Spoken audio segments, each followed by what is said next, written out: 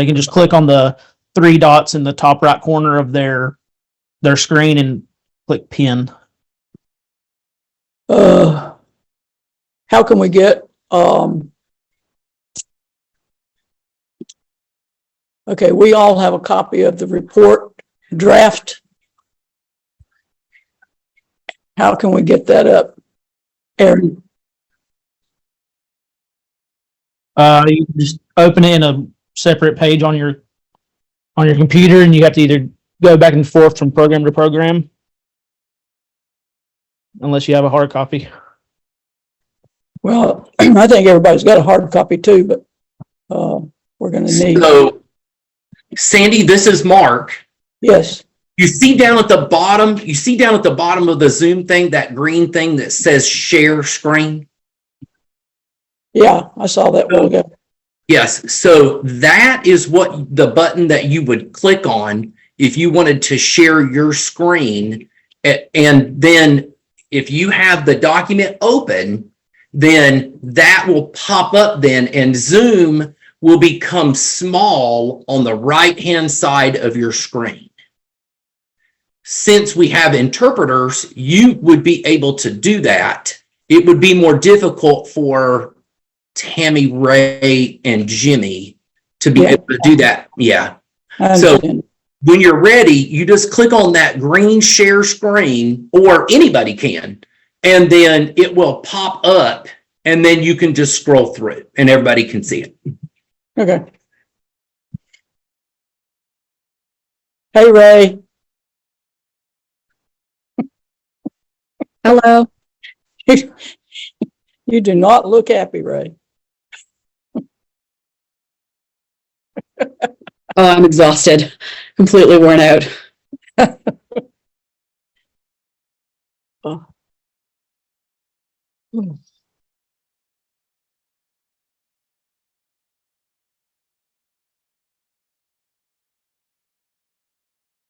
This is Mary. I'll be back in a moment.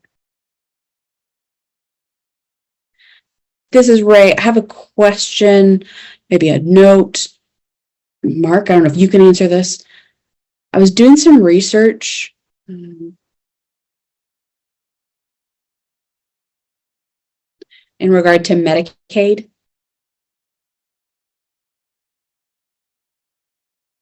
Looking under DPI, it's interesting that the Medicaid point of contact is Leah. The point of contact is the LEA for Medicaid. So that was just a thought. I didn't know if anyone here had a thought. So if you go into DPI, their Medicaid services, look to see what's listed for the school, and you click on the specific school, and you'll see that the point of contact is the LEA in that area. So I don't know how this would work for us, but I know from our last discussion that we had, that was one consideration. This is Mary. I'm curious, is someone taking notes for us tonight?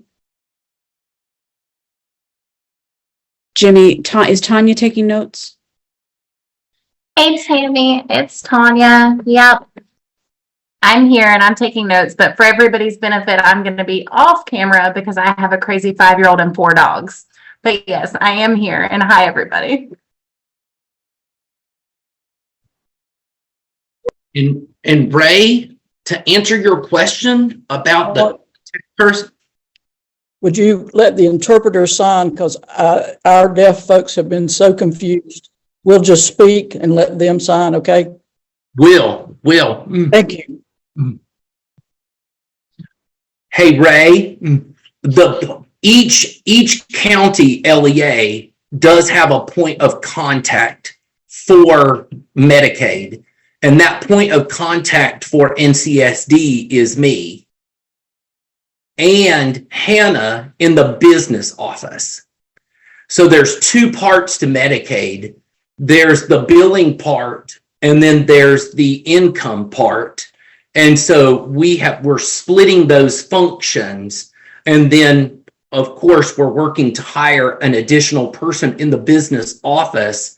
That way, those additional duties and responsibilities, as well as accountability, to be able to begin that process after July the 1st will fall onto us as that responsibility. Okay, let's hold anything else until we get Candace and Wallace on screen. Yeah, that's what I just Mary, said that to him. for me. Yeah, let's hang on to that for a minute.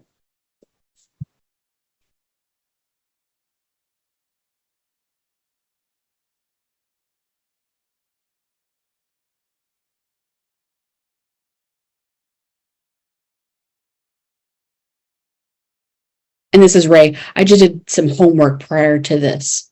So it was just some research that I did, and Mark was clarifying for me. This is Mary. I know the board was wanting to hear this. I miss what we were doing about the shared screen. I think everybody decided that it's not best for us staff. I mean, I use shared screen a lot for work and meetings in work. To me, it's worth it. I know that you can control the size of each part of the screen, so you can increase or decrease the video size. I know we've all worked on the document, so I just wanted to let you know that was an option. Tammy, I think everybody's got a copy of the report drafts that have been submitted.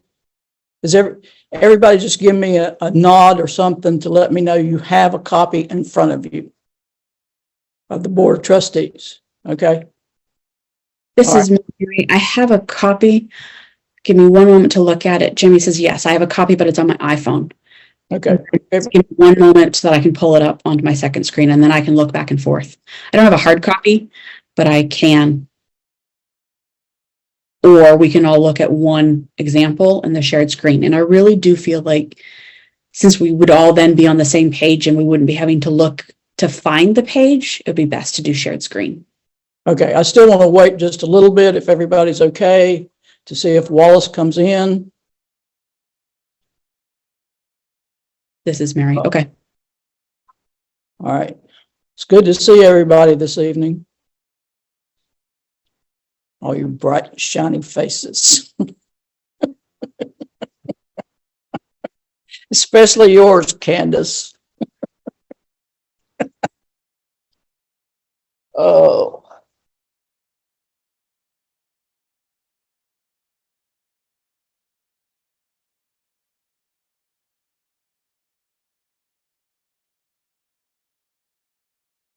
Let me, while we're waiting on Wallace, let me go through maybe some rules that will help our deaf folks.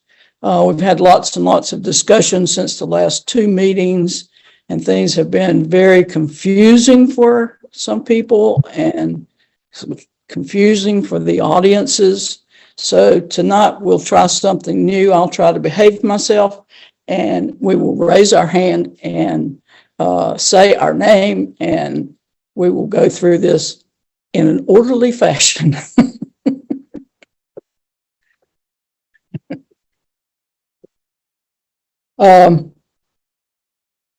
Did everybody get a copy of what Mark sent from Dr. Morrow and Dr. Buckwell, and kind of have that nearby? We're gonna talk about that just a little bit, and then we're going to get on this report and see how we want to put this together.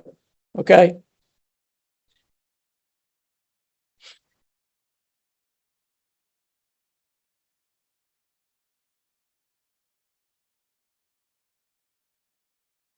I'm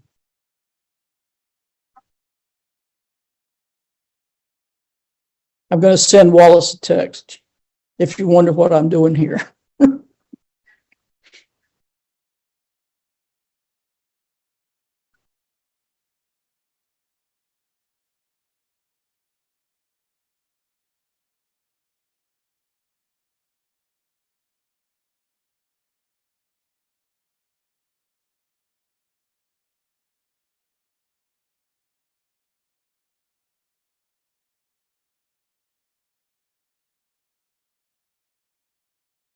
The interpreter's just getting name signs.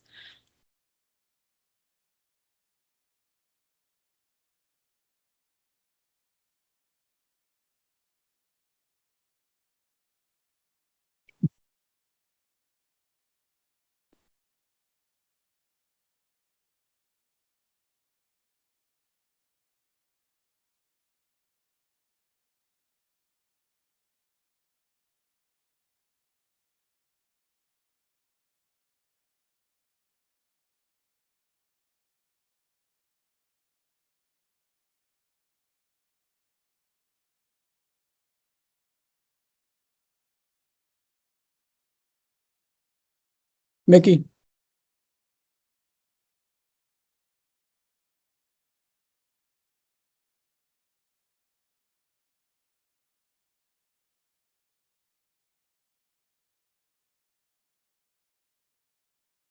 Okay. So, this is Sandy. Let's see if we can, begin on a few, things that I can catch Wallace up on when he gets in, or I can send him, an email and do that. There's two things that, we need to, take care of probably as we meet. And that is, we talked about the code of ethics for the board, and we used the code of ethics that came from the School Board Association. And I'm not sure, I could not find it. We may have, and I just overlooked it, but I can't find where we actually approved such a thing in the minutes. So we need to do a code of ethics, and we also need to do a conflict of interest. So Is that the primaries you meaning? Are you talking about the meeting rules? Is that under code of ethics? code of ethics is what is required by the board members in their performance and their duties. So that is something that is required by law that we do that. So, like I said, I couldn't find in my minutes where we had approved that. We may have, but what I would like to do for our April 9th meeting is have that on the docket. We're not approving any, we're not voting on anything tonight because I have not prepared an agenda, but I want to let you all know that in the April 9th meeting, we will approve a code of ethics. Please look over your document. You were given one early on. If you don't have one, let me know. I will send it to you because we need to get that established very soon. Same thing with conflict of interest.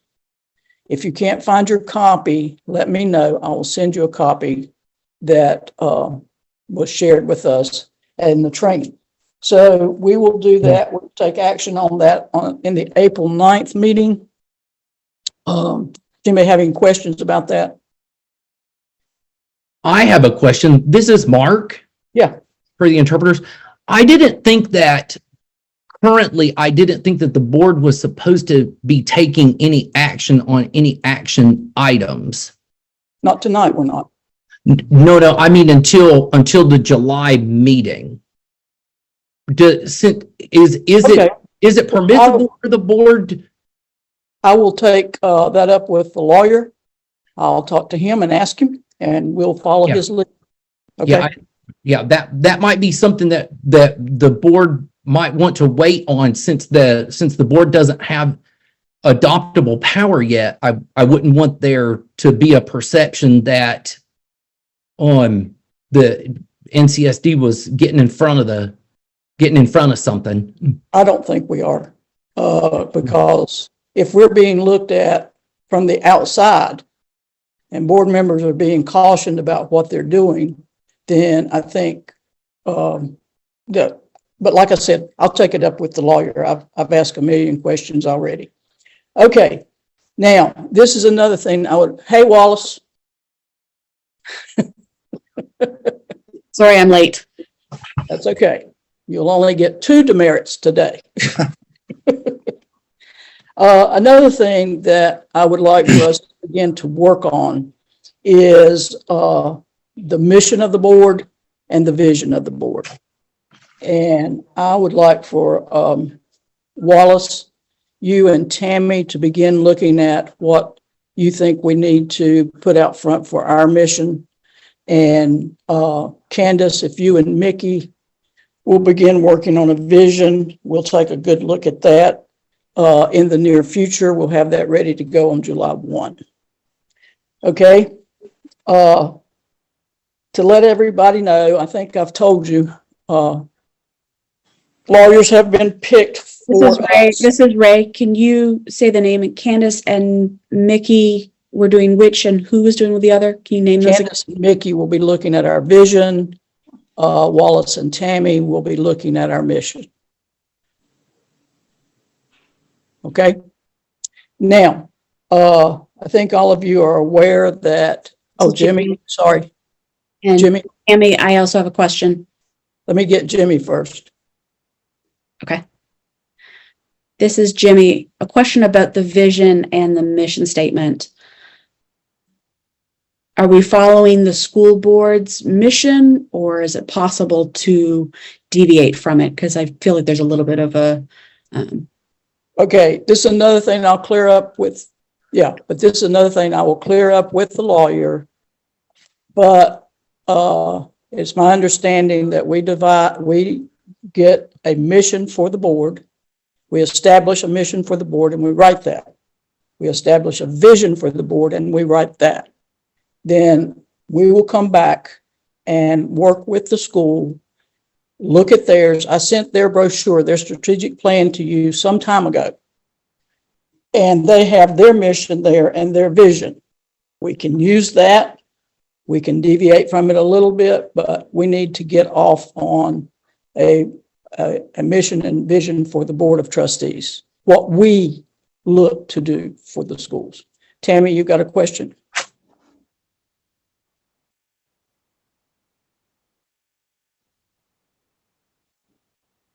confirming I'm understanding correctly. We will look into what the school's mission and vision is. But you're saying that the board should have their own mission and vision, so we can look at the school and then create the vision. There might be some revisions compared to what the school mission and vision are. So the board has our own. Is that what you're thinking? Yeah. And we're wanting that ready for July 1st. Yes, this is Sandy. Yes, that's what I'm thinking that we need to do. Because what we look at may be more than what the school was doing, or less than, or same. It doesn't really matter. We just need to establish something and adopt something by July 1. Okay. As we got from Mark on the transition, I want to talk to that just a little bit, and then we're going to leave that and work on this report. As everybody saw, DPI has requested that all the boards have a lawyer. Hallelujah. I'm very happy about that. It is long overdue. So I'm very happy that the folks we wanted as a lawyer was chosen. I don't know how that happened, but it seems to have happened on the Monday before we spoke with them, but that's okay. Do any of you, before we get started on the report, have a question of Mark about what he sent to us as far as the transition?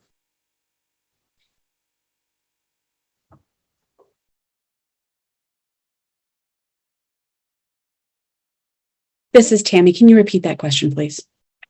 Mark sent us a document. And it is the transition meeting for February the 19th, 2024, his notes. And do any of you have any questions about that? This is Tammy. Mickey, you're on mute. Mickey, This is the interpreter. We can't hear you, Mickey. you're on mute. Okay, try again. The second bullet point is about NCSD needing to find the money. I assume, Mark, that's about for the legal representation, the $25,000 you have in the second bullet. And it's our understanding, right, Sandy, that now DPI is going to provide money for legal coverage at least until July the 1st. Am I correct in that? Well, that was, this is Sandy. That was something that was said to me in discussion with the lawyer. Now, he was not clear, but I think that Mark maybe had something to add there. Yes, and this is Mark. So I can assure you that DPI is not providing any funds for that. And we were able to, we are about as thin as we can get budgetarily wise, because as we're getting towards the end of the year, the almost $30,000 in transitional costs that we have spent thus far is making things rather skimpy, like Hannah explained last week. And so we were able to identify in our interpreter line item $5,000 to be able to allocate to begin the contract. We have $15,000 in that line, and we have used $7,500 of that to date. So we pulled another $5,000 out, and so we're right on the money as far as that goes. And so if the $5,000 is consumed, then we will have to then revisit our budget line items to be able to identify another line item that we can do a 606 transfer for and move that into another procurement deduction. Why were the schools in last July, when the Board of Trustees was appointed, were the schools told that they needed to set aside some money for this transition? And this is Mark. And yes, Dr. Jordan stated that we needed to set aside some money, and we set aside $30,000. We did not have the anticipation that we would have the board training cost of almost $3,000 or outside interpreter costs for monthly Board of Trustees meetings this year, because we had anticipated that we would use our staff interpreters this year because the board has no actionable power. And so that has been an exhausting cost. And so we did do as directed and set aside $30,000, but that $30,000 has been consumed with the $17,000 plus for emails, $10,000 for Dr. Buckwell, the board training, as well as outside interpreter costs. And then we know that we are going to have another $17,000 hit in May for next year's emails that we were not anticipating. And so we are going to try to do a procurement so that we can push that into next year's budget withdrawal. But we don't know if that will be approved or not. Okay. Okay, Wallace, go ahead and I'll ask my question later. Go ahead. Thank you. This is Wallace. Just a clarifying question on one of the points that you made, Mark. Thanks. That was helpful. You mentioned that there was about a $17,000 expense for emails, which is about to come up again. That wasn't necessarily board related. It's because of the shift to Microsoft that the school's having to do, but it was unexpected. Is that accurate? And this is Mark. And yes, that is accurate. We had no idea that Microsoft was going to cost so much. And that, as Aaron stated last year, last week, that the transitional cost for that is exhausting for Microsoft because it is required as a state agency. But if we were to use the Google platform, it's significantly less.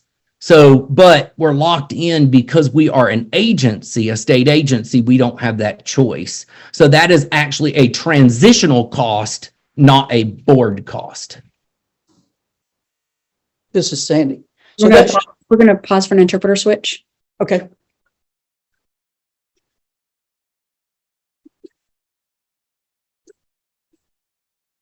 Okay, this is Sandy. But that shouldn't count against our board transitional cost. That's something the school would have had whether the board had come on or not, right? I'm clarifying this. Yes, but we saved $30,000 total for transitional costs, not for board cost. Okay, well, this is Sandy. Okay, but the schools were informed that there would be transitional cost this year, and schools should set aside funds for that. Am I correct? So yes, again, I answered that before, and yes, we were, and the school set aside $30,000 for those transitional costs. But 17,000 of that came out for Microsoft, right? I'm just trying to clarify this point because we didn't cause the Microsoft, the board didn't. So that $17,000 that was used for Microsoft that was set aside should be able to pay for the attorney. No, that is incorrect. This is Mark, because we set aside $30,000 for transitional costs, and that is part of the transitional costs. So what our hope is that we will try to stay as close as possible. We know that we will not be able to stay within the $5,000, but we need to exhaust that and then be able to look at the next line item to be able to see who is a little bit above. That way we can pull additional funds when we have to. And they will alert, Campbell and Shatley will alert DPI procurement when we have to do that. Tammy, did you have a question? Yes, this is Tammy. Why would DPI approve transition knowing that it would cost money? I mean, it's always going to cost money.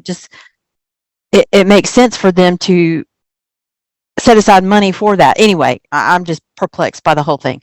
But I have a question for you, Mark. What makes who made the determination that it would be $30,000 for transition? Who determined that that was the amount that should have been held back? And what were you thinking? What led you to land on $30,000? And this is Mark. And Hannah and I made that decision together. And we felt like that should have been an appropriate amount for the transitional costs. And did you know about sorry, it's Wallace. Did you know about the 17,000? Was that factored into the 30, or was that a surprise after the fact? That was a surprise after the July, because we actually make decisions about next year's budget in May. We have to be able to provide those budgetary decisions by May the 15th. Yeah. So that was quite the shock to us. And follow-up question, do we know what amount was set aside by the other schools for this purpose? For the, transition costs? And this is Mark. No, I don't know. I would be more than happy to reach out to their school directors tomorrow and find that out. But we will continue to try to ensure that there are necessary funds for the lawyers. But I will say that it isn't an open pocketbook. So that just needs to be known. this is Sandy, the set fee from now till June, according to what DPI says, is $25,000. So that it seems to me that the school's going to have to be responsible. If the schools are paying this, then they would have to be responsible for the $25,000. The boards, it's unfair to the boards when schools were informed in the fall that they were going to have this money, and you're saying that NCSD only has 5,000. Well, that's going to be swallowed in a week. If that's gone and we can't pay the lawyers through June, then this board is really suffering unnecessarily with no legal representation. Do you get what I'm saying there? And this is Mark, and there was no set fee. There was no set fee on everybody had to have it at least below $29,999 because that's our spending threshold. And so that's why the procurement said up to 25,000. But any additional, I think any additional questions that may come up, we'll have to set aside some time to be able to speak with Hannah in addition to myself, as she is the expert in that. Okay. But I do caution board members that just being able to reach out. I would ensure that every 15 minutes that you call on that, the questions are well organized. For sure. Well, I think there needs to be some strict clarification from the lawyers to the board members, and whatever it is that DPI is expecting, that needs to be clarified to the lawyers also, because I can already tell you there's contradictory statements right now to what I was told 2 days ago. So we need to, that's a clarification that needs to be done rather quickly. Okay. And this is Mark, and I will reach out to Dr. Morrow, who did the work with procurement kind of behind the scenes, and I'll see if I can gather some additional information and share with everyone. Okay.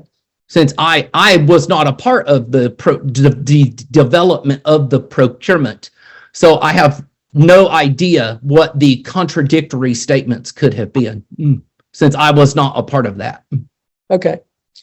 Well, and the other thing going forward, I think the board will agree with me that as we move forward and closer to July, it would be beneficial in these transition reports if either Dr. Morrow or Dr. Buckwell, someone wrote those up and sent them out to the boards. Because it's affecting, I mean, they're coming to all three boards, but they're coming, I wouldn't say not the same, but different.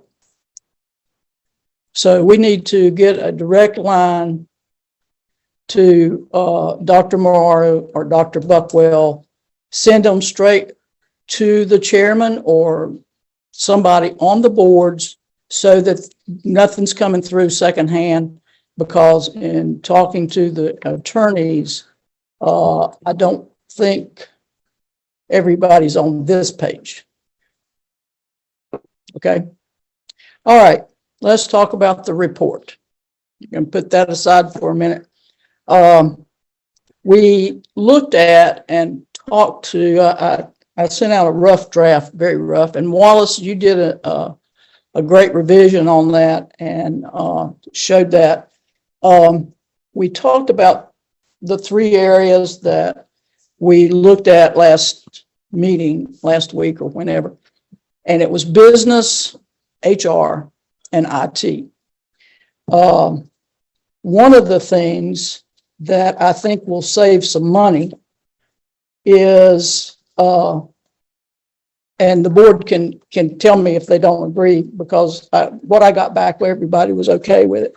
Mark, I don't understand why we can't have, if we are approved for Medicaid, which we haven't been yet, but if we are, why that couldn't go through student health and save money on a position in business. I mean, we're talking about not having money. You already have a student health staff, and I would think that Medicaid could go through there. Is there a reason it cannot?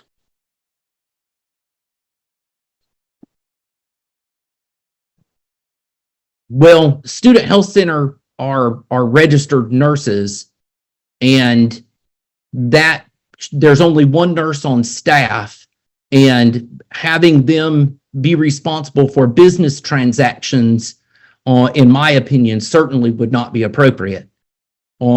Especially when the money is going to have to come in as well, and then have to be set aside in line items and such. So the one nurse that's on duty each shift certainly has their hands full already, and the Medicaid responsibilities would fall on alongside of other additional transitional duties that are coming to NCSD business office. So it would just be absorbed into the required third position anyway.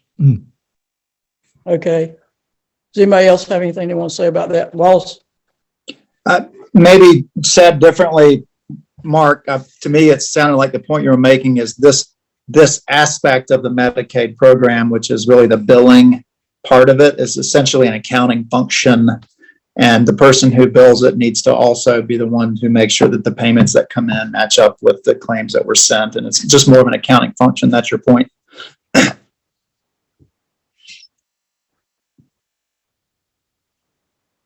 Mark? And this is, Sandy, I was waiting on the interpreter on, and this is Mark, and yes, that's exactly my point. The exceptional children's coordinator will have some added responsibilities to her heavy plate to ensure that all of the providers, whom would consist of speech language pathologists, occupational therapists, physical therapists, audiologists, et cetera, ensure that their service notes are added into the system.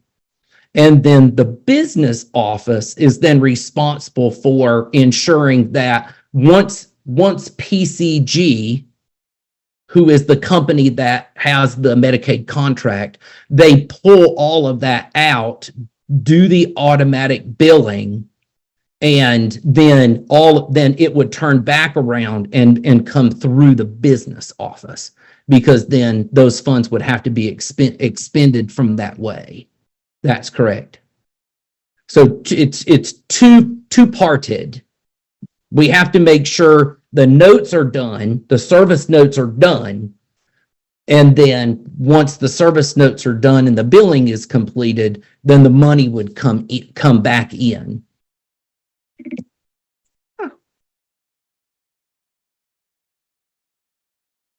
Ray? Yeah, this is Ray here. So Medicaid, going through DPI, looking at their website,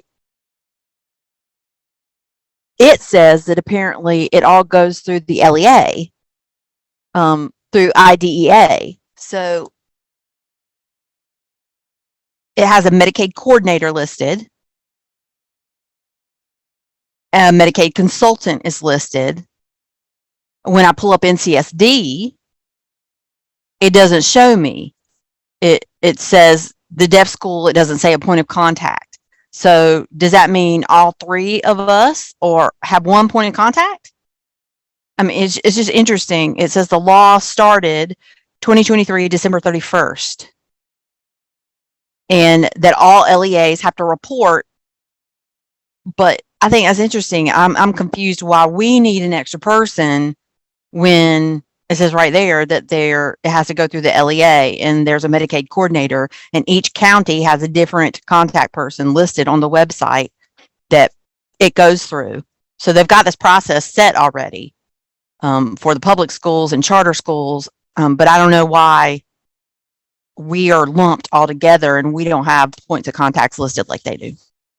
So I don't know if you can provide clarification as to how that works, Mark. So 2 points of clarification, Ray, is number one, we are not an LEA. We are still a state agency. And so our students are going to, we're going to have our own contact person, but we cannot have our own contact person because our contract isn't live yet. So none of that information that you're looking at is current. And what they have stated is because we are all under one Power School unit, which most of you know what Power School is, that we cannot move forward until those instances are broken up into 3. And so Eastern North Carolina School for the Deaf is going to be 296. NCSD is going to be 297. And then GMS is going to remain our current 298. And so those can't be changed until the end of the rollover year and certification of student data that occurs during the month of July. After all of that is done, our Medicaid contract can become live and all of that information will then be updated. Does that help? This is Ray. Yeah, I'm following. Go ahead, Jimmy. This is Jimmy. I remember when I worked at NCSD, I'm not sure how the administration made the decision, but I just found out it was assigned to a staff member at NCSD, like me. They just assigned somebody to do the Medicaid documentation on a simple form. And I did that, and then another staff was responsible for doing that, and I thought that was done on an annual basis. So I'm trying to wrap my head around what it's going to look like. I know it's changed now, and I don't know if they provide training for other staff to do that or if it goes direct to the business office. I'm not sure. And Jimmy, that's a good question. They PCG, the company that has the contract for Medicaid, is. Can you spell out PCG? Tammy's asking. I actually don't know what that is right off the top of my head, but Tammy, I'll find out what it is and send it to you. But Jimmy, what all of that always ran through the business office when Suzanne Levan was there. Do you remember Suzanne? She took care of all of that in the business office, just as it should be.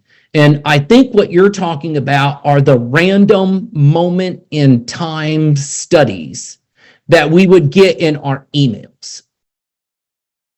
And you would have to say, yeah, that's it. So, and that is one of the 3 ways that NCSD is able to be reimbursed for funds. That's one of 3 ways that occurs. And those will begin again with our staff, but not until the contract is all completed. And that will be later in July, early August. Now, the fortunate thing that we just found out this week is that our provider has been chosen and we amended our UNC contract.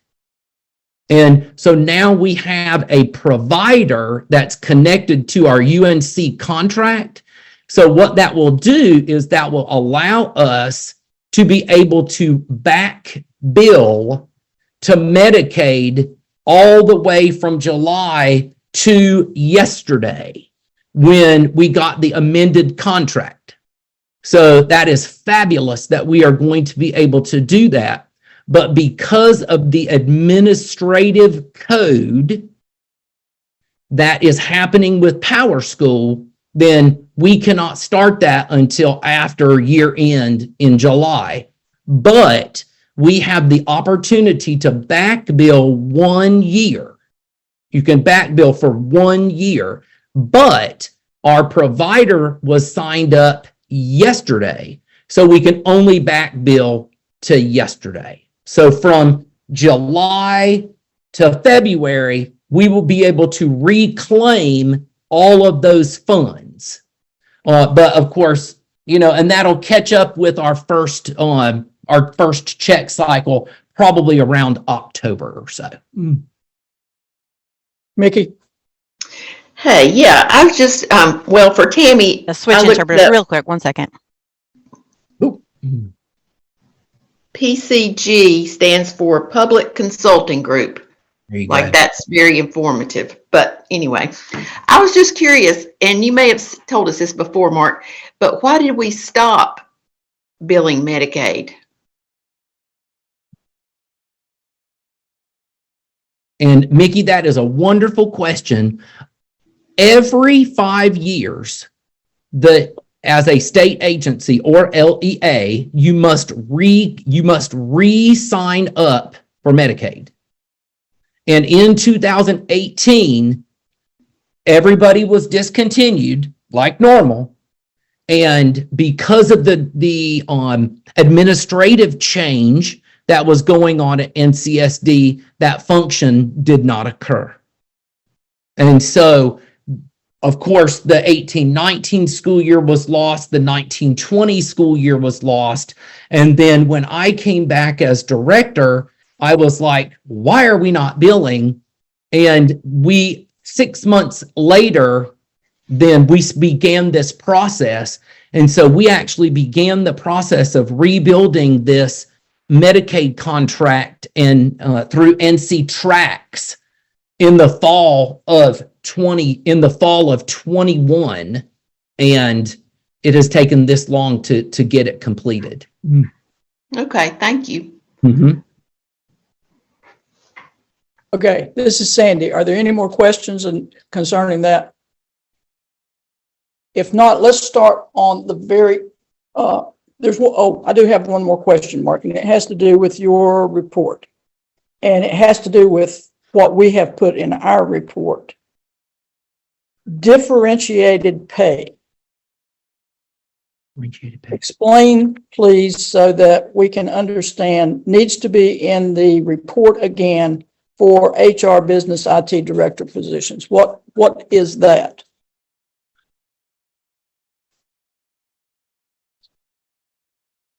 So what I was talking about with that is that was a word that actually Dr. Buckwell used, but we were looking specifically when we are talking about the reclassification from our HR staff from an agency HR consultant to an IT staff from a user support analyst, and then our business officer to bump them up for the appropriate classifications of IT director, business director, and HR director.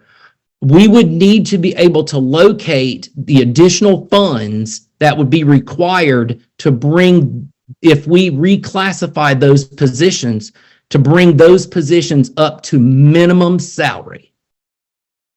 And so there is a differentiation between what they're currently making and what they would be required to make at the first quartile. So where they are to where they would have to be would be a chunk of money that the school doesn't necessarily have in its reserve. And we were hoping that we could have some legislative support to be able to complete those three reclassifications so that they are in the appropriate job class for the responsibilities that they're going to be required to take on. Well, this is Sandy, comment on that. With all of the additional cost that the schools are going to face in 24-25, is this your top priority?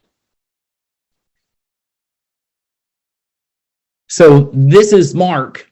That's a difficult question because we have a variety of top priorities, but in as far as priority goes, I would say it's a pretty heavy one because we are actually, House Bill 11 states that the HR director and the human resource, the HR director and the business director will report to me.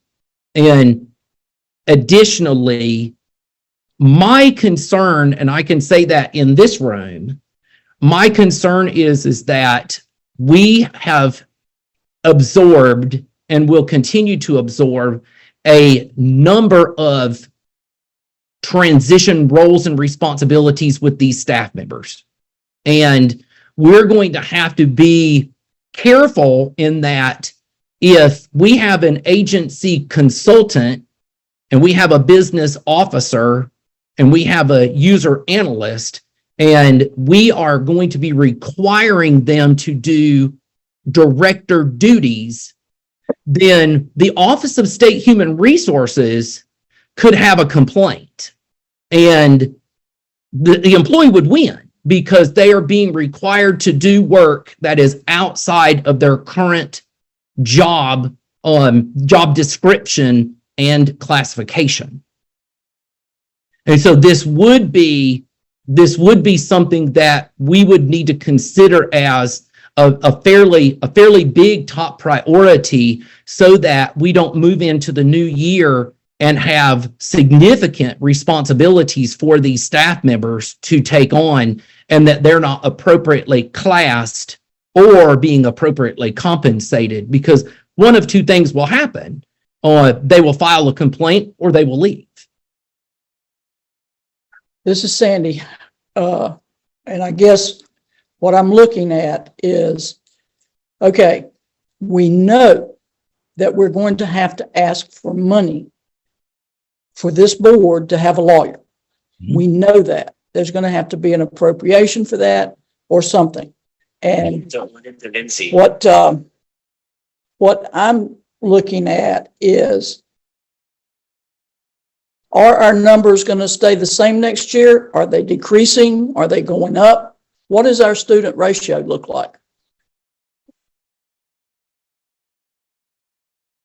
And this is Mark. And that's difficult to say, Sandy. I can't envision the future, but what I can say is that I know for the last 10 years that we have been between 65 and 75 students, and we're currently at 70, and we have 7 that are going to graduate, and we have 6 currently in flow.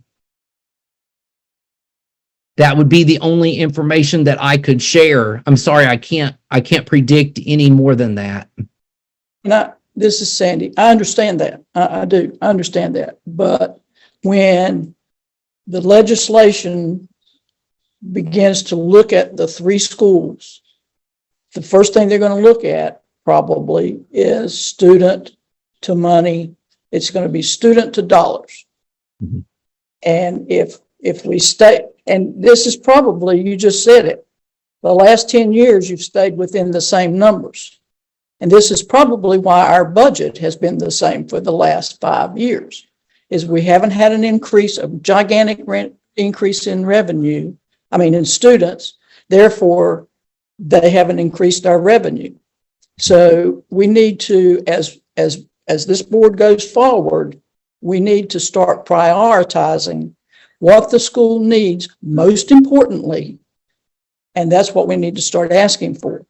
right? And this is Mark, and it is really important to remember that while it is typical for legislators and business officers to look at ADM, which is average daily membership for schools, and that is how schools are allotted money. Because our schools are a straight line item, we do not use ADM as a factor for those purposes. And additionally, I think from an advocacy perspective, the Department of Public Construction has been doing a tremendous amount of work for the schools, and that work is now going to be falling on the responsibility of staff members. And it doesn't matter if we have 65 students or 165 students. That doesn't change the responsibilities of the administrative staff. So that's something that the board really needs to advocate for when you guys are speaking on our behalf. That's just like me sitting in the seat of superintendent at the superintendent meeting. 12 superintendents all have the same responsibilities. 11 of them have teams of people doing all of the work to assist them. And I do all of the work myself. Hence why I work 70 hours a week. Okay, this is Sandy. All right, so anybody have any other questions about that? Tammy? This is Tammy. What's new is the transition cost. That seems to be the big impact this year compared to previous years. But the school is expected to have a new infrastructure,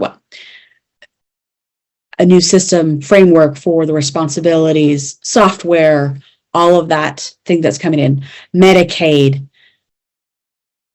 DPI was responsible for that these past years. So where is that money coming from? Why is that money not being given from this legislature in order to help us transition? Where are those transition costs? I mean, 30,000 is chicken feed to me. It needs to be much higher than that just for positions. And I know you're saying everything that's been needed, Mark.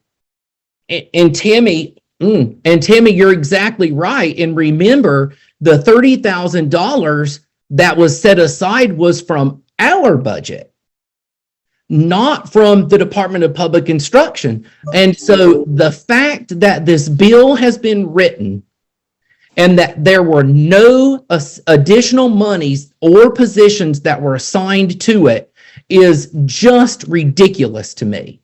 And that cannot fall on the current individuals at NCSD to take on all of those responsibilities. It simply cannot, because there isn't capacity to do it, nor is there budget to do it. This is Sandy. And we all agree with that, but right now we're facing a situation where in this report that we're getting ready to submit, we need, and just so you know, we have looked at the business office. I think Wallace has, we looked at human resources, and we looked at the business office, and we looked at IT. And I think we need some help from those three people to get our wording exactly right. Is that correct, Wallace?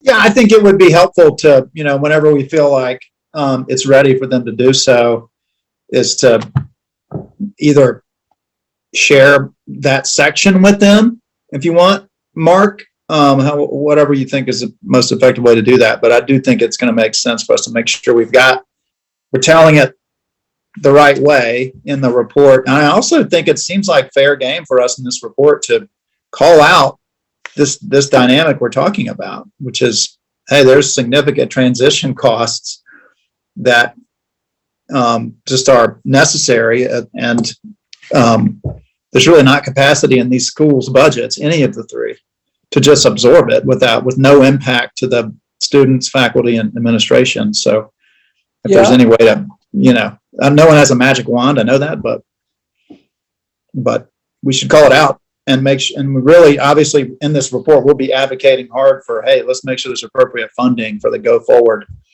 Mhm. structure. And some of that theoretically should come from DPI, right? Well, this is I mean, Sandy. Shift from their budget, I mean.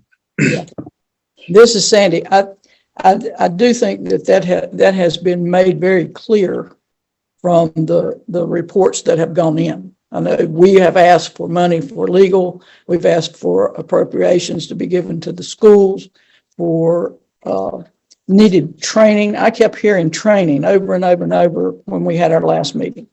And if what Aaron said is going to come to fruition for next year for public schools, and all their people are going to have to be trained, I know where they're going to put the residential schools. So I think we're going to have to really push to get our residential schools training. I mean, they've known this was coming. The transition is coming. This is transition driven. We need to really push that our people go ahead and get in that training and get it now rather than wait until August. The other thing that we talked about in the report was the HR component, asking for examples of tasks and responsibilities currently managed by DPI, including LMS and the maintenance of the NCVIP system during the performance plans. So, Mark, with your permission, if we can share this part of the report with Leslie Sane and Hannah Dye and Aaron and get them to put the right wording in there for us, then we will put that in the part of the report to go forward. Now, Wallace had a question on under the business office. If you guys can find that. Hannah, And this is Mark and Sandy. Of course, we want to work hand in hand with the board. The only thing I ask is when those sections are emailed, just make sure that that it's CC'd to me as well as the director, because we'll want to get together and work on that collaboratively. And they're real good about saying I got this or that, but sometimes it's hard to have our schedules aligned sometimes. But we'll work as expeditiously as we can. Just remember that I'm going to be gone the first week of March. well, it will be very time sensitive because we want to finalize this report March 4th. Yep. Back to the business office. Wallace, you had a question beside of modifying the business office staff to an account manager, business director, and you asked which one. Is that the title you were asking about? Yeah, I was just, it was a placeholder seeking someone to confirm which of those that we're recommending. Mark? And so Hannah Dye would go into the business director position. And then the classification that we actually need is a budget analyst. That would be what we would recommend. So we wouldn't use accounting manager. I don't think so. And we would assume that our current staff member, Melissa, would move into the budget analyst position. And then her position is an administrative assistant 2 position, which is very flexible. And we would actually then advertise that administrative specialist 2 position to have a working title of like accountant 1 or something like that. And that's how we would more than likely pull that in. And again, Mark, I caution you, make sure that is one of your top priorities, because once we get into these positions, it may be a while before you get some more. So make sure these are the ones you want and need. Yeah, It would be good, it would be, oh, excuse me, I'm sorry. This is Mark. It would be good, this was my recommendation to you all, is to advocate for 3 position numbers, not necessarily the specific classification. Because if we can advocate for a position number, say with $150,000, then we could have 50,000 in each one of them. We do have to ensure that we ensure that benefits are included in that. So of course it would be 50,000 plus benefits. But that would allow us then to have the flexibility to be able to, on our standpoint, where it's our responsibility to then put those where we need them.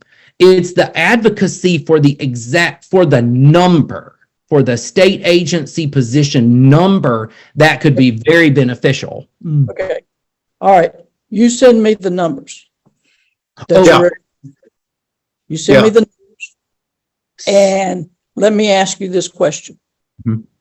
Where is that $150,000 coming from?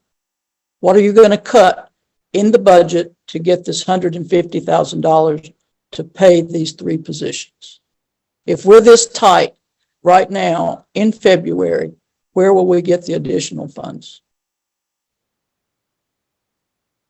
So, and that's a good question, but actually when you're advocating for a position number, which starts with 600 and then it's 8 more numbers, on you're advocating for a position number, but with that comes the salary. With that comes the salary.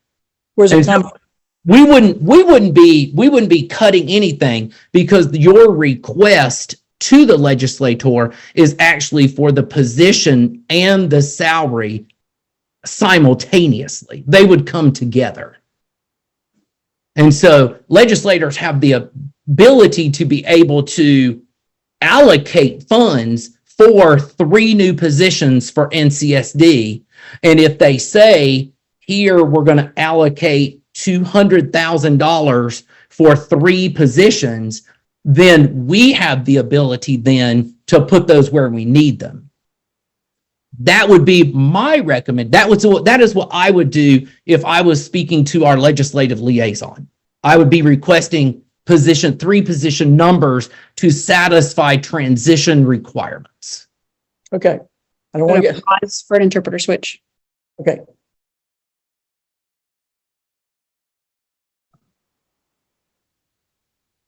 You good? Okay. All right. Now I have another, Ray was asking a question. Sorry. I'm sorry. I didn't see you, Ray. I'm sorry. This is Ray. Yeah, I'm looking at the recent transition report. It says that DPI will still certify the budget when it comes to each line item. So if we're looking at 3 positions, asking the legislature for new money for 3 new positions, it has to be approved through DPI because it says that they're responsible for the line item. So, I mean, is that separate? Because I'm just looking at, they're responsible for payroll. DPI is responsible for the line item. It's all got to go through DPI, not through us. So that's why I'm a little confused. And Ray, that's a good question. Actually, requests for positions actually go through OSHR, the Office of State Human Resources, not through DPI. And then through the Office of the State Controller, that's where the funds would be allocated and it would become a part of the salary line item. So it actually would not be something that DPI would do. It would come through the 2 other state agencies to do that. Wallace. You moved. Wallace, you jumped on me. Oh. Because I it didn't found mean to. his hand. I don't know how that happened. When you click on the hand, you move spaces on the screen. Oh, Oh, I didn't know that.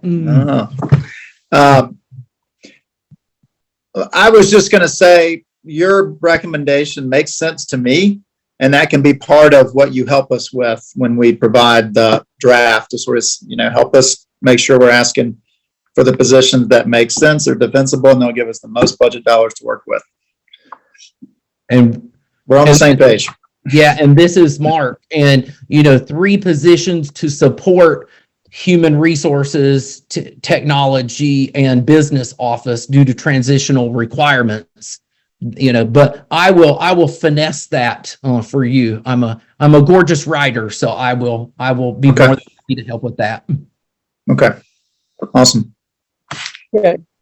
Our other concern was IT. And I'd like to, Aaron, are you still around? Yes, I'm still here, Sandy. Oh, okay. You said something last week about the system that school science and math has, and that the system you have. How old is our system? The Wi-Fi system is currently 6 years old, and the School of Science and Math, their system is just new. That's the only thing that's different, is it's just brand new because the building is brand new. Okay. Our system is fine for its age. It's just 6 years old and beginning to fail, and every piece of technology on campus connects to the Wi-Fi network. Okay, well, we're going to send you a couple of things too, to get you to put some correct language in there. And Wallace, does that answer the question you had about how old that system is? You had a highlighted item there. Yeah, it does. And that's Okay. probably a good example too, where, Aaron, if you could just take a look at the draft we've got, I'm sure you probably would have stated it better. We did our best to kind of get a first draft, and then we'll welcome your input. Yeah, 100%. I can go through that and clean it up, and I'm trying to be ahead of the system before it completely lays down on us. The other thing, Aaron, I would like for you to do is to put some emphasis on the DIT training that you said was just imperative that you all have. Okay. If you will do that, we will include that. Because like I said, again, if the public schools are needing training and we're needing training, I know where we're going to end up if they're going to do this with all the public schools. So, and you can explain this to us. Does DIT, do they do training all the time? Is it a certain part of the year that they do training? Would you have to wait until a certain session opens up, or how is that done? This is Aaron. I've never had any formal training through DIT aside from LMS and the NCVIP trainings that everybody has to take. Currently, we have a liaison that is her only job is to do that vetting process, and all that responsibility that is going to fall on the school. That is her sole position that she does. And I would just need training on what that all entails, so that once that entire new person's responsibility falls on my current position, I will know how to move forward and keep things progressing. I don't think there is a current DIT training for this because it's all so new and happening so fast. There isn't a formal training I can request because it's been a single person's job, not a lot of people's job. If that makes sense. They haven't had any need to train many people because there's only been one staff member handling it for the 3 schools. Okay, follow-up question. This is Sandy. If that's the case, where is this liaison located? Is she in DPI? Is she in Raleigh? Where is she located? Is she at the school? Mark, you would better answer that one than me. Sure, and this is Mark.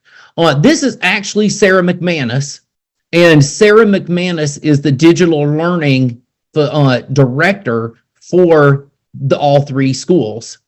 And currently, her salary is paid 1/3, 1/3, and 1/3. But where is she? And well, she is housed at GMS. Okay. And we are still in the process of trying to figure out where is she going to fall. And because Sarah actually has a huge job. She does all of the facilitations with Power School, and we are going to continue to need that support. And so, but that is also the reason why we're advocating for that third person in technology, because if she doesn't transition and we lose that, we'll have lots of catch up to do. And that then is going to fall on the IT department, all of her responsibilities. Okay. Sandy again. Anybody have a question about that? I was kind of in the dark about that. I wasn't sure where this person was and where this training needed to come from. Okay. So Real quick one, sorry. go, Wallace. Maybe in a way it's helpful that she's not part of DPI. Yeah. Right now, so that it's possible we could continue to utilize her or that position to perform that same function. And Right.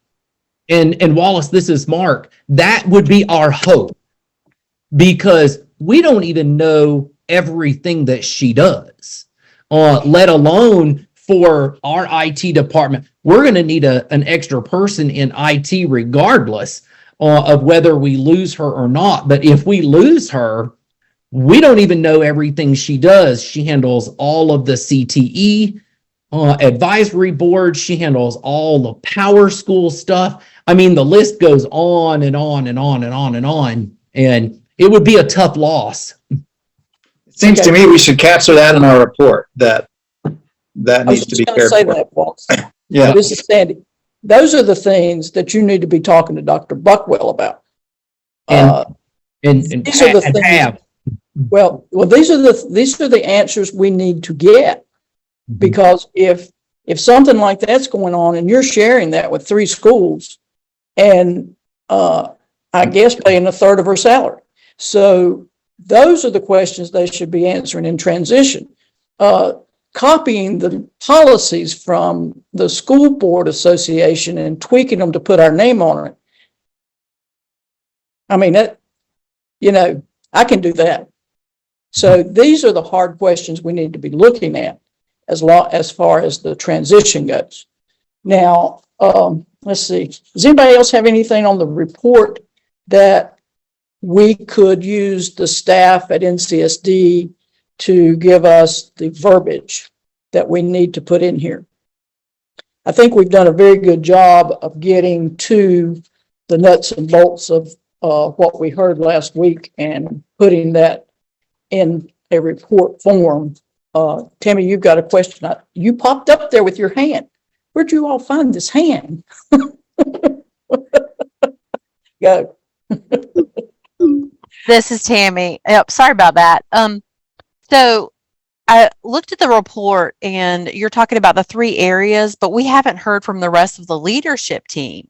Right. What are the other areas that DPI was responsible for all this time that we need to put some attention to and make sure is in the report? Are there other areas other than these 3, like the dorms, or the dorms weren't under DPI, or are there any other areas we need to be concerned for? That's probably a question for Mark.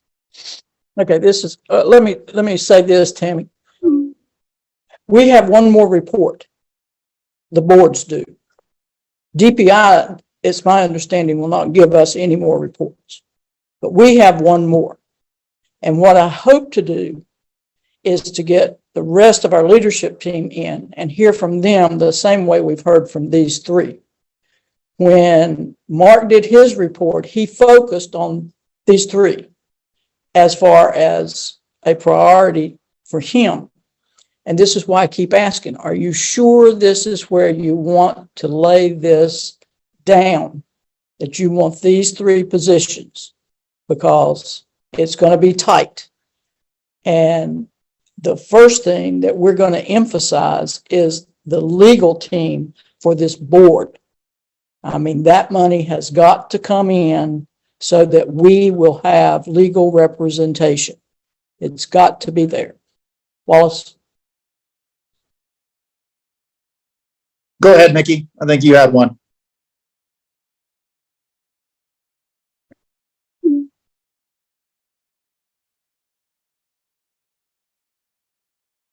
You're muted. You're muted.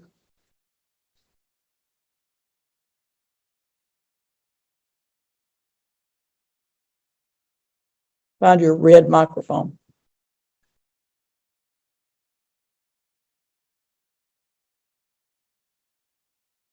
Hey, okay. Hey. I need IT help.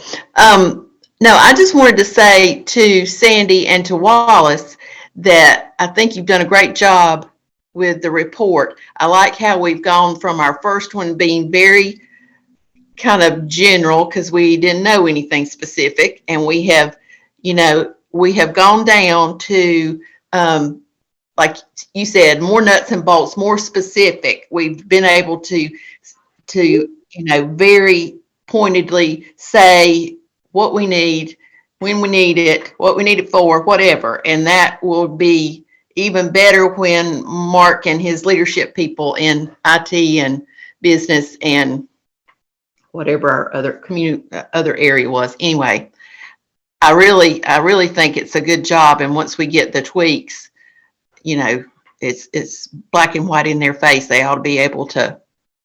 They may not do anything, but at least I think it's very clear that we know what we need. Wallace? I was just going to say one other department. I'm going from memory. I don't have the report in front of me, but from our December report, one other department that seems like it was impacted was the facilities or maintenance department. The way we're going to need to reclass some people to be able to do some of the project management. I think Mark's already done that. I was just going to say, I don't think that's reflected in this draft. And so we want to probably make sure that that one's captured in this March report as well.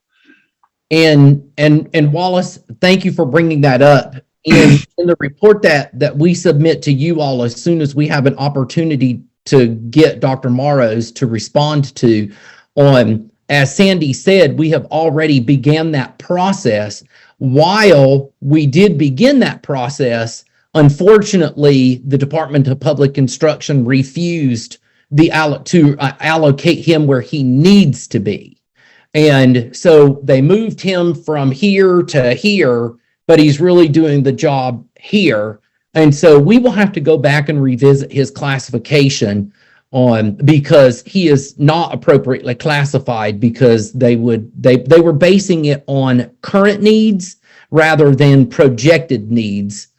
And I had a long conversation with Dr. Morrow and Dr. Buckwell in that we cannot submit classification requests for transfer and then deny them when we have the expectation that these employees are going to have to begin all of this work now.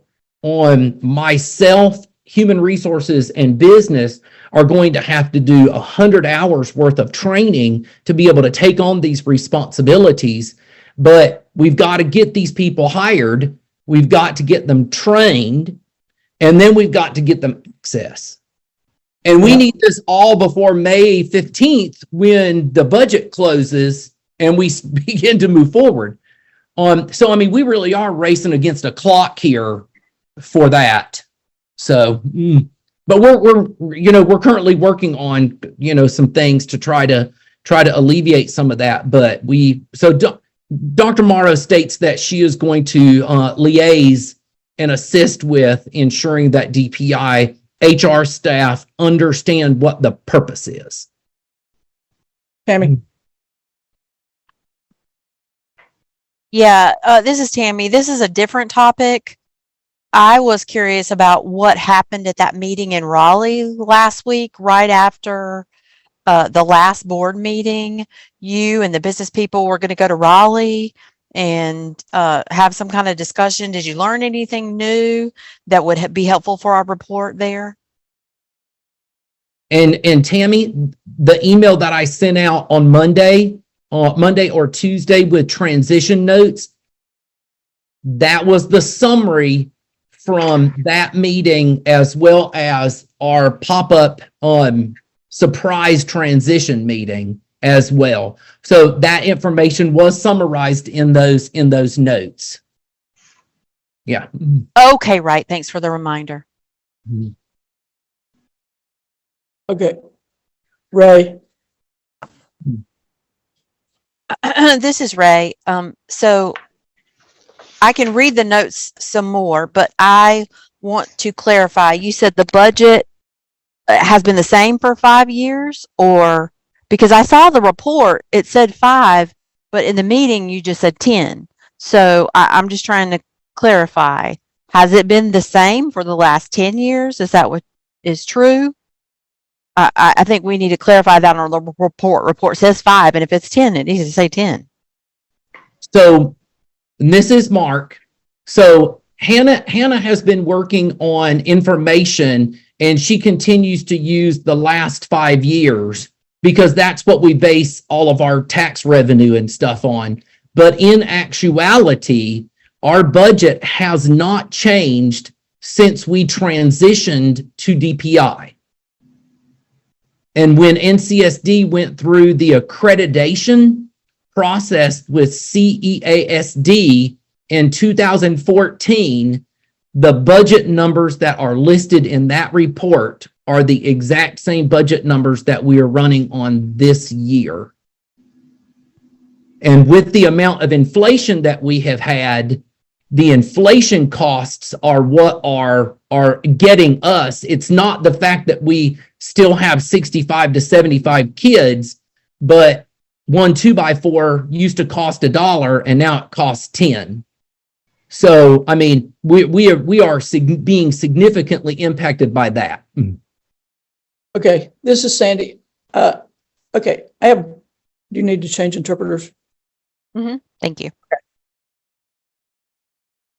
I'm so glad I saw that. Okay. This question is it may seem a little strange to people that are in financial jobs, and so Wallace will laugh. Okay. The budget has been the same for the last 10 years, except for salary increases. All right. If you get 3 positions allocated and the salary comes with them, where does the money go that was paying them before?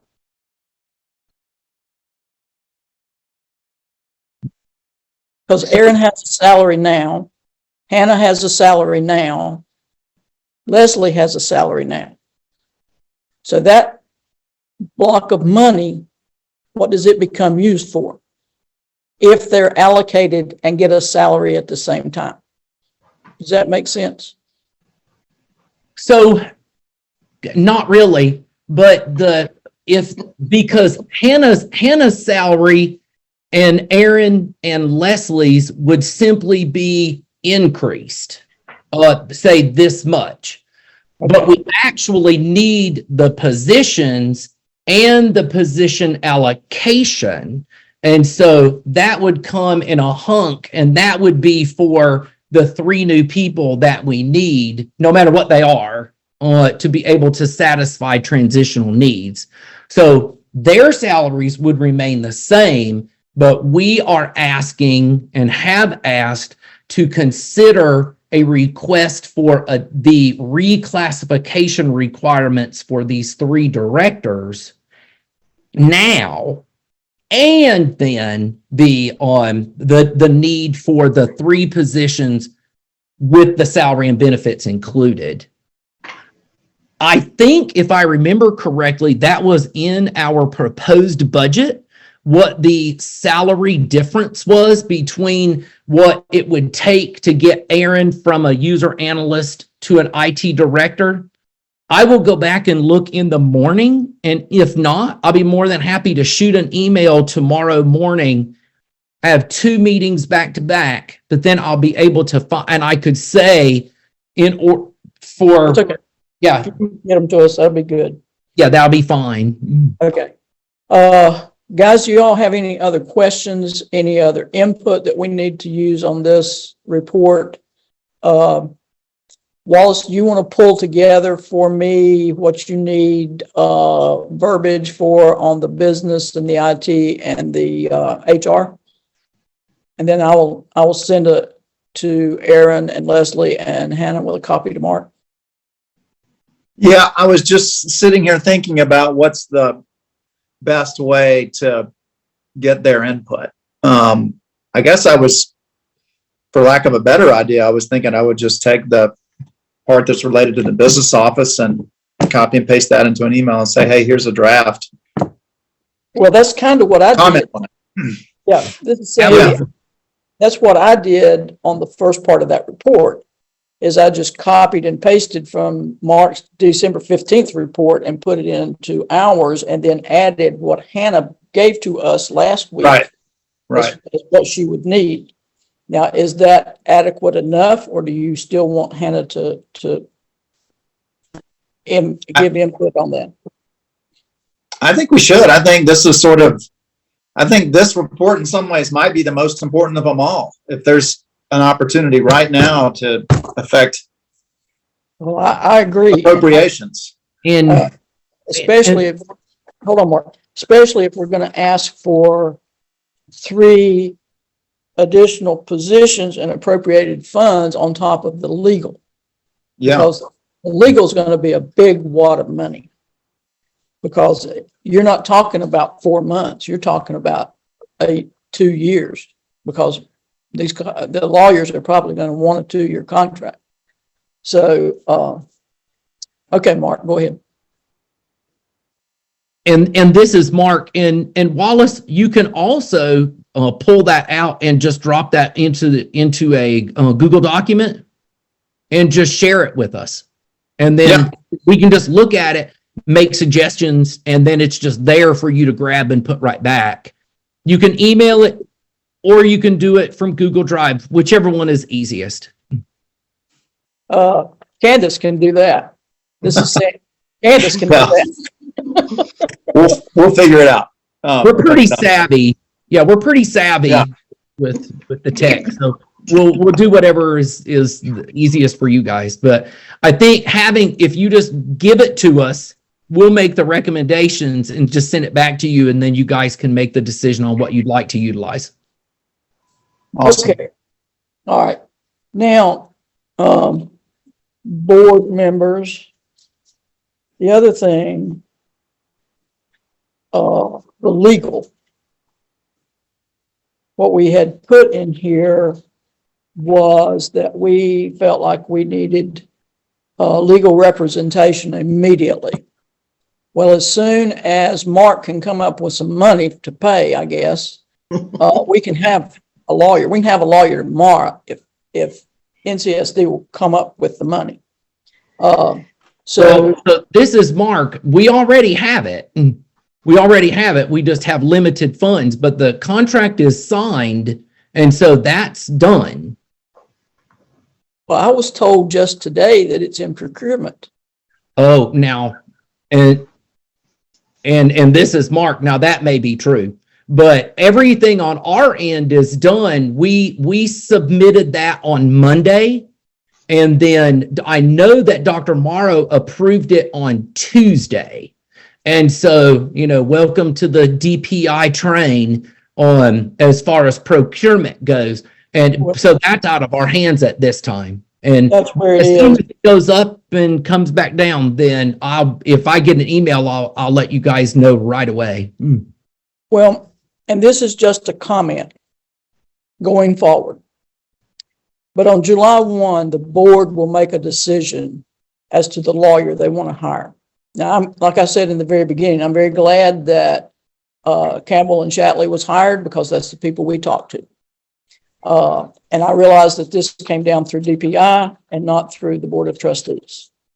So, but as we go forward, that would have been very nice if DPI or whoever made that decision would have said to the boards of trustees, I'm not just talking about us, I'm talking about all of them, hey, this is the lawyer we're talking to. The lawyer called me before I ever heard a word from the school or DPI that they were being talked to. So this is what we talk about when we talk about clear and open communication. We're no longer in the shadows. We're here. And in July, we're going to be really clear.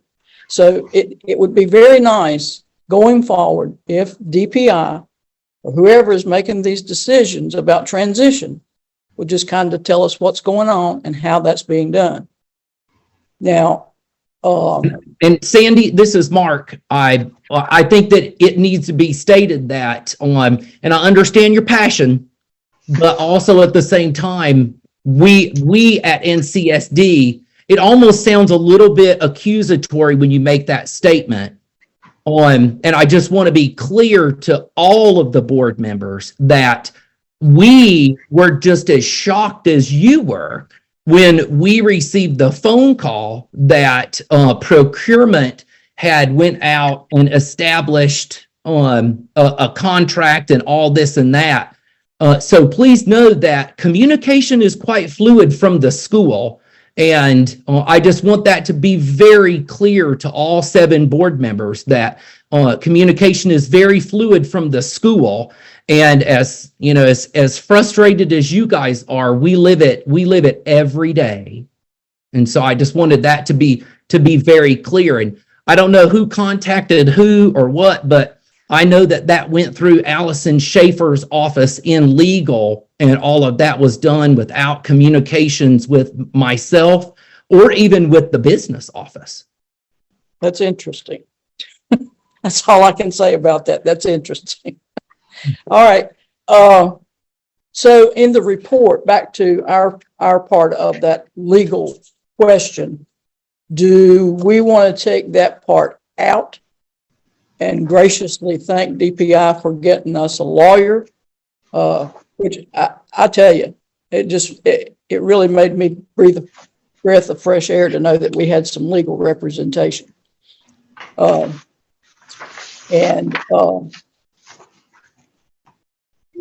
question that Wallace had under legal was the board training in Raleigh was helpful and designed for traditional boards of education, but it was not sufficient to fully explain the NCSD board's duties and separations of a board of trustees and a local school board, because we are a hybrid and that's never really been clear.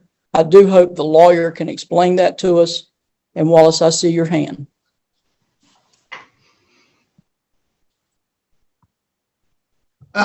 Yeah, I was just going to say, I think you raised a good question, which is maybe we don't need that section in the report anymore. When we drafted this, it was before we learned about the progress that's been made on procuring a satisfactory legal counsel.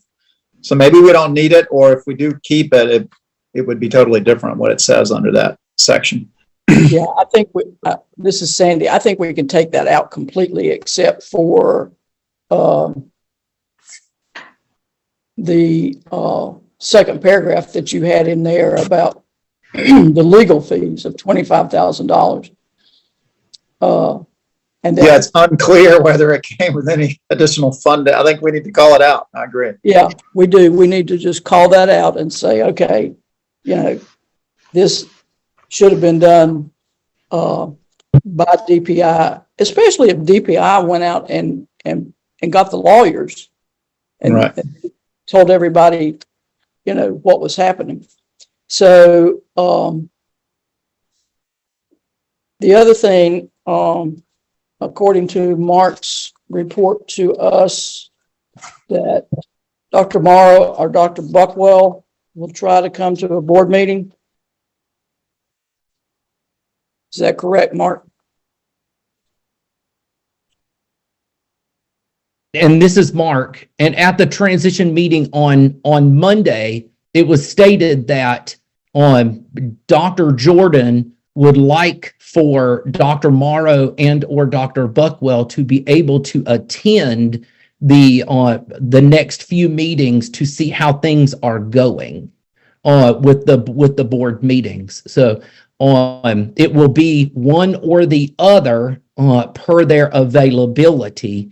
I was able to share the March the 4th meeting date with them, but the April, May, and June meetings have not yet been set. And I told them that I would alert them to those dates as soon as those were chosen at the next meeting. Okay, this is Sandy. We will meet on April 9th in an in-person meeting. Tammy is going to make arrangements to come. We hope the lawyer will be present at that meeting and we can get some things answered at that time. We also have hopefully a tour of the school set up. I will determine the time of that meeting after I have spoken with the lawyer in depth about how we can meet. And apparently that word is supposed to come down the next couple of days. But right now, until we get clarification from the lawyer, because there's some discussion as to whether or not we are actually a sitting board and actually have to follow these open meeting laws. And if we are not, and we do not, then the board will begin to meet by Zoom with the lawyer so that we can get some clarification on policies and procedures of what we will do going forward. So, Wallace, you got a question? I was just, it's not really, it's sort of a change of topic, I guess, but I was curious, Mark, when you're meeting with Dr. Buckwell on these transition meetings, is that with representatives from the other schools too? So you can all compare notes, or is it sort of three separate silos? And this is Mark. No, the other two school directors are there, Wallace. Okay. It's the three of us plus Dr. Buckwell and Dr. Morrow, typically. And when I look at the notes that you shared, which we appreciate you're doing, what I didn't necessarily see, and I'm wondering if it could be additive, was any learnings from what's going on at the other schools. Is that, to the extent it's relevant kind of thing. Because we're all facing similar challenges and maybe taking totally different approaches because we're not aware of what the other's doing.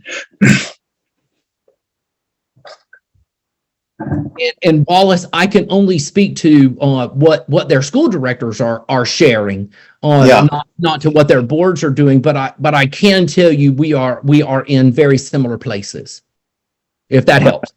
I imagine so. Very similar places.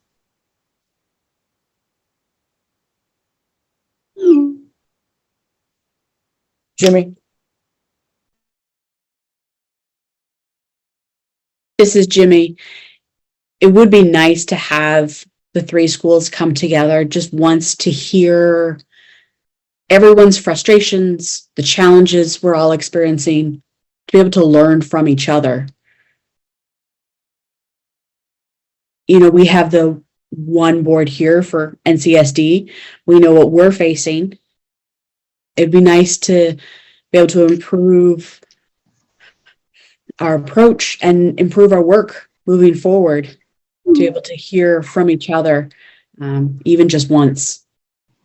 Now, I don't know how that would work, but just because there's considerations of finances and other things when it comes to getting together. Perhaps we can do it virtually, but just a little bit of feedback from my perspective. This is Sandy. Ray, go ahead.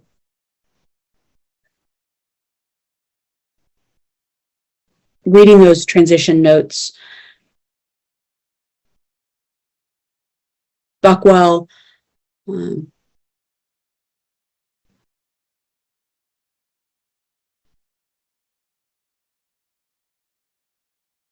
the different pay for the JLOC, HR, business, and IT. So I was curious. I didn't mention legal. I'm curious to know why he was recommending those three. So that's another question to think about.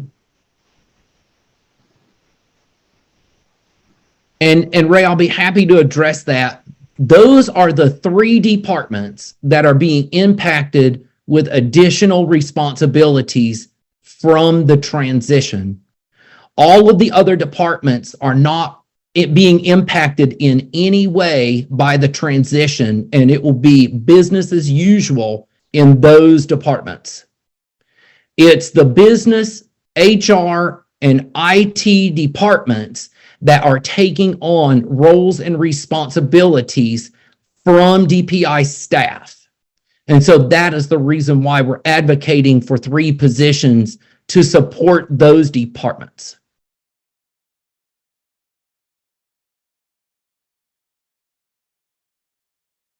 Okay, this is Sandy. Candace, you've been awful quiet. Do you have anything to add?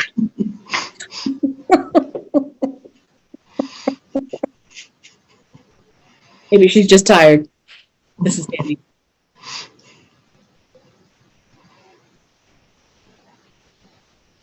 This is Tammy. This is Candace.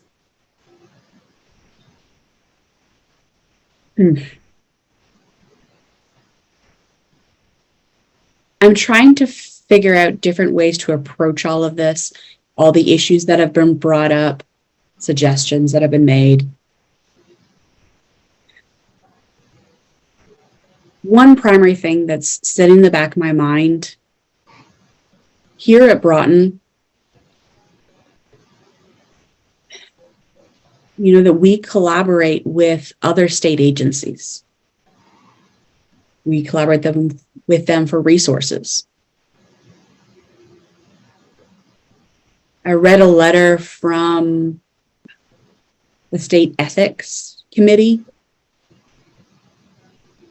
and that shows that we are now classified as a state agency. And so therefore we are responsible under the state ethics. So that means that from my perspective, we are all colleagues. Broughton, Riddle, we're all colleagues. We're all in similar situations. So trying to figure out who we can partner with. So that's my thought process right now. From DHHS means that we have more potential to request ways of how can we help more. So there's lots of thoughts going on in the back of my mind. I don't want to speak for my superiors and higher ups in DHHS. I can't promise anything, but it's resources. So I'm trying to figure out some backups for this report. I think he's covered mostly, and I'm in agreement and support with the Google Doc to share it with the three staff members to get their perspectives, feedback on wording choice to help us make sure we have the strongest argument written. We can have the best case scenario for supporting this and our needs.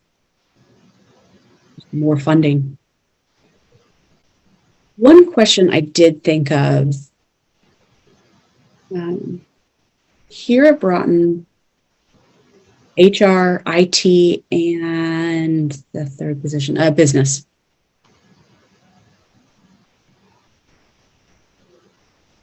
They don't report directly to our CEO.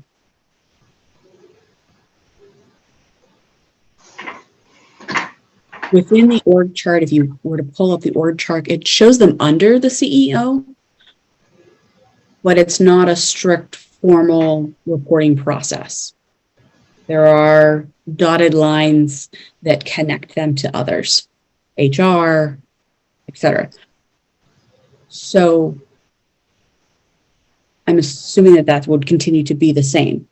So if Aaron, for example, is promoted, reclassified as a director, he could have a stronger direct connection, direct communication, direct report to others at the state level.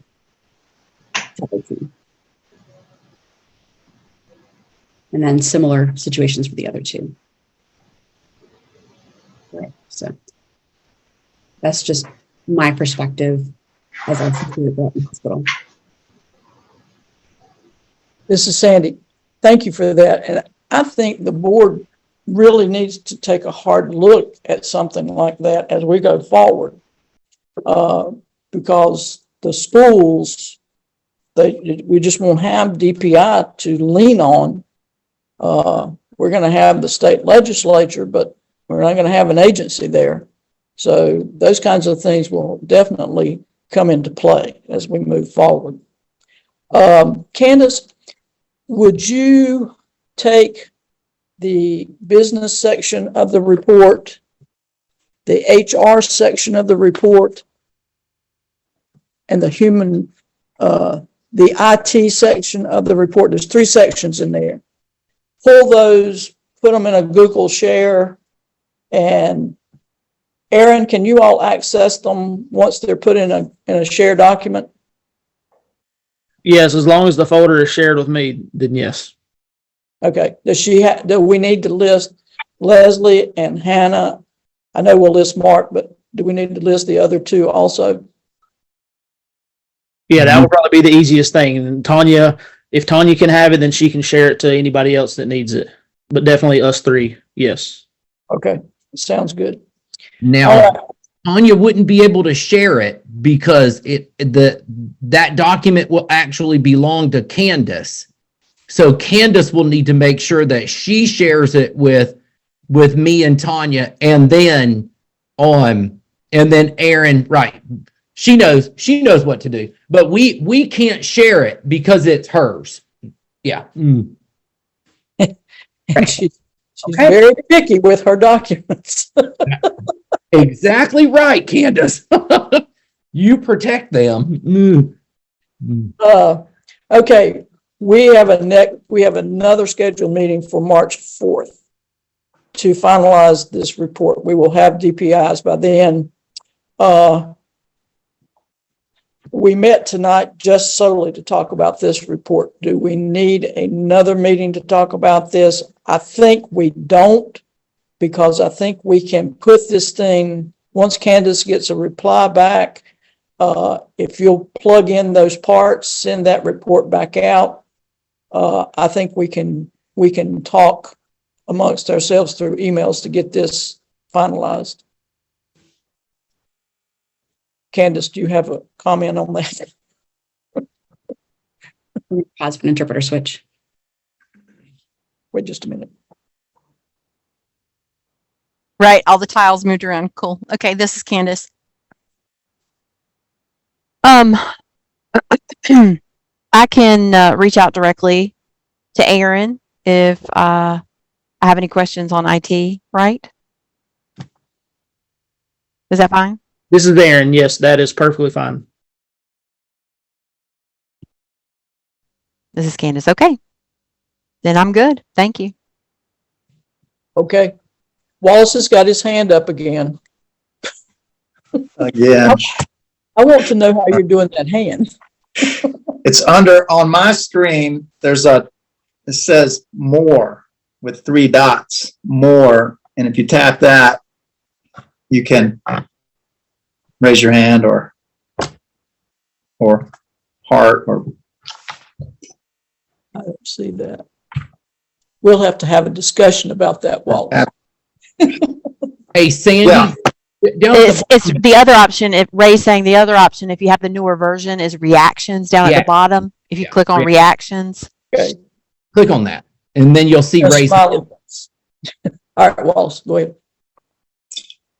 I was just going to propose or ask if there's any reason why one or two members of this board, call it a committee or not, couldn't set up a Zoom with members of the other boards just to have some coordination across,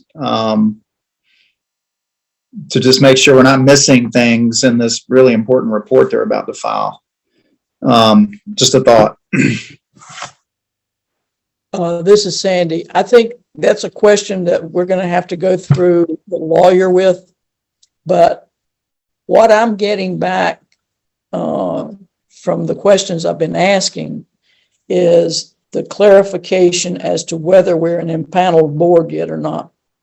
If we're not, we're just 7 people having a conversation until July 1. And these laws and things that we've been strictly having to abide by do not apply.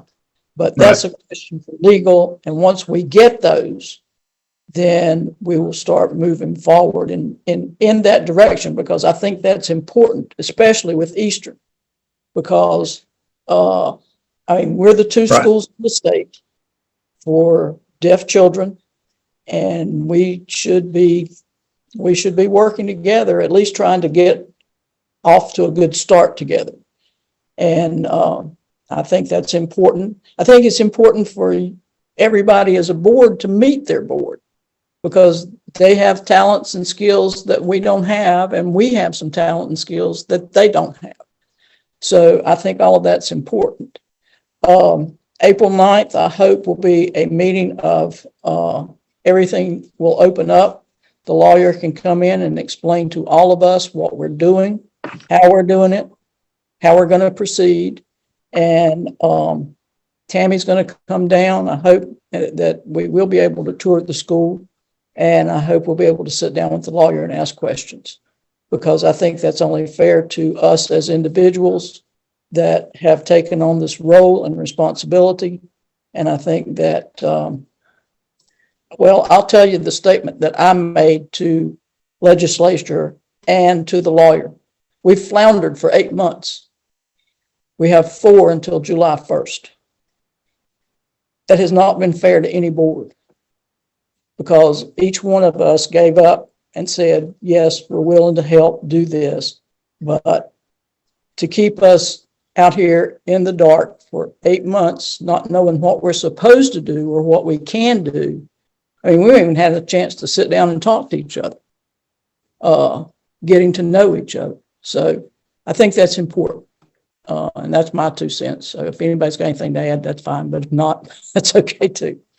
But we will not take action on anything, minutes or anything else, until the April 9th meeting. These are just informal work sessions, and I feel like this was pretty productive tonight. We got some things cleared and understood. I do want to ask our deaf members, was this better? I'm still trying to get the interpreting and the language better. Is this much better, Tammy?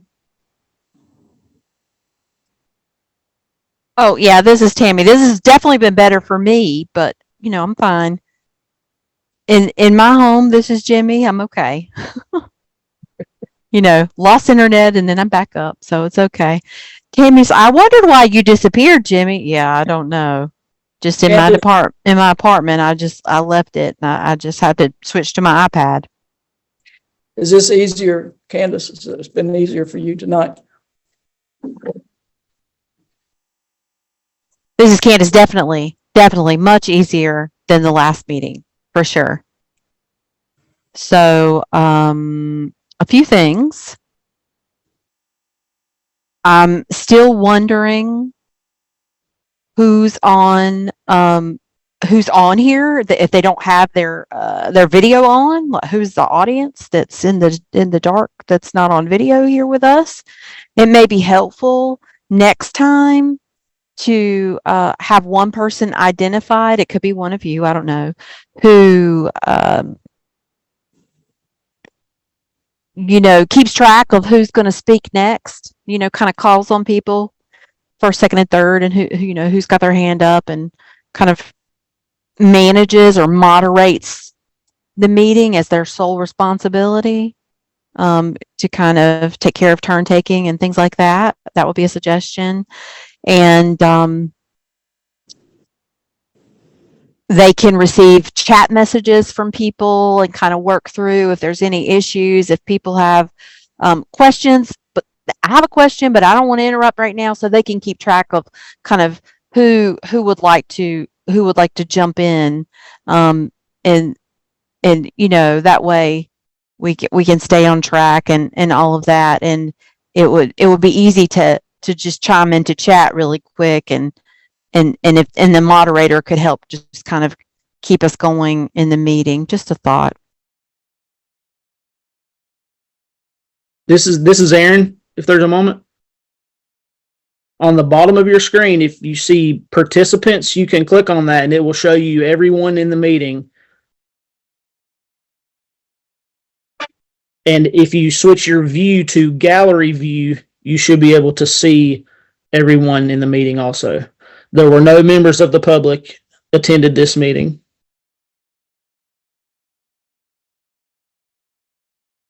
Oh, well, I didn't see you, Aaron. I didn't even know you were here. Yeah, I have had my video off because getting children ready for bed.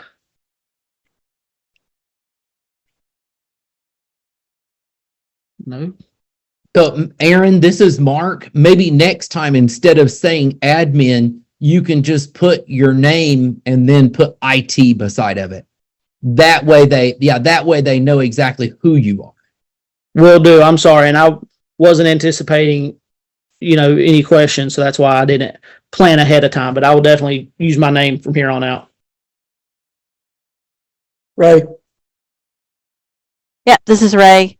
It kind of, that's what happened last time. I waited like 20 minutes to be recognized because my phone just showed iPhone and they weren't letting me into the meeting. I was like, it's me, it's Ray, but my phone said I was iPhone, and that was kind of tough. So yeah, it's definitely nice to know who you're letting in and who's here in the meeting. Aaron, we're not formal. We know we've not been charged as so yet, but we might need to set it up so that if the public does come in, and we open the floor for people to chime in, to ask questions, to make comments. Tammy can't be there physically. She's definitely going to be remote. She needs to be able to see the person, the public member who wants to say something. So I don't know if we could have kind of a hybrid meeting and have the public join in that way, because, I envision us like a panel kind of thing, and everybody will have a webcam on us. Every board member will have a webcam, but how will you take care of that if Tammy's not here, and how will the public see us, each one of us sign? So I'm just thinking about the future. We don't have the public here, but if the board is meeting and Wallace raises his hand and we have a lot of public here, we're going to have tons of tiles, and Wallace moved when he raised his hand. So I don't know, we have a lot to think about logistics wise. This is Sandy, but I do want to make a recommendation for April 9th. As an in-person meeting. The tables being a straight square across are hard for the people on the ends to see. It was hard for me to know when the interpreters were changing. It was very difficult to, and just like Ray said, it's easy to miss somebody raising their hand trying to get in to the conversation. I think we need to be in some kind of semicircle situation. And there also needs to be a separation from the board to the audience. I didn't even know that in the last meeting, some of the audience were talking to the board members during the meeting. So we'll need to set up some kind of guideline for the audience. They're not to talk to the board members during our meetings. So, we'll work on that before April 9th, but it would help us as a board if we could not only see the audience, but we could see each other, because it's easy to miss, and we're learning through this. We're making our way. I've listened to the feedback from Tammy and Ray and Candace and Jimmy, and we definitely want them to be a part of every conversation. I don't want somebody lost in the middle of the meeting and telling me afterwards, I missed that whole thing. We need to make it very, very accessible all the way around. Does anybody else have any suggestions for that? Ray? This is Ray. I teach an ASL class, and most classrooms we set up in the U shape. Is how we sit in a U shape so that we can all see each other very clearly. And you're talking about the chat and getting those direct chats. You can set up the meeting. If you hit the 3 dots in Zoom, you can set it up so that everyone can make a comment, or people can only send comments straight to the host. And maybe the host, like Candace said earlier, can be the moderator. So they can't send private messages to everybody. They can either send it to the host or they can send it to everyone. You can make that decision and set it in the settings of Zoom and kind of lock it down. And that way chat will have restrictions. Jimmy? This is Jimmy. In the past, I've had meetings at the Hoffmeyer Hall, and there's one thing that doesn't work so well are the windows, the glare coming from those windows. The laptop helped me see, but those windows, when the sun is coming down, it's quite a challenge. So I don't know if that will impact everybody, but that's one challenge, the environment. You know, if we could improve that, I mean, you can't win. So. Okay. Sounds good. Does anybody else have any comments? If not, thank you all. I think this has been very good. Tammy, I do want to ask you one question. Was this a little more relaxed? This is Tammy. Yes, I think so. Yeah. Okay. Thank you, guys. Appreciate it very much. Thank you, Mark, Tanya, Aaron, for being Yes, on thank you so very late in much. the evening. Thank you.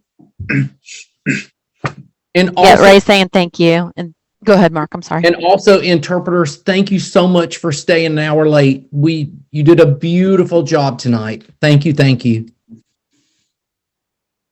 Okay. Goodbye, everybody. Goodbye.